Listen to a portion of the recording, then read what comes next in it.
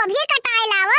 अब हिया देखो कौनो काम नहीं भय है, खुटारी पर रन्न बन्न पड़ा है। बहनी भी नोखे से गोभी काटत रहन, अब ही का काट के छुट्टी पाए न बनवाए के बोरा में पैक कराए के तब वही लागे इतना गोभी लेके घर का आयन है साग सब्जी बनावे करती। तो ऐसे का बताई, जब तक खेतवा में रही थे तब तक पिछवाड़ा धरे का नसीब नहीं हुआ था। बताओ ये हाल, अब ही खेते में से छुट्टी पाए न, अब हो लियो घरे गोबर और रन्न बन्न पड़ा है। वैसे तो हम ही गोबरा फेंकी तो है, लेकिन जब खेतवा में भिड़ान रहन तो छटका का बहावे के नहीं रहा। मने बतावा ले बहिनी, सोने कुदार गोगुड़ के बना है, वही चूल्ही में मूड़ घुरिया से बैठी रहा थी। माज ली है 2 बर्तन, भाई का पोछा लगाई ली है और दिन के दिन तान के सोई है।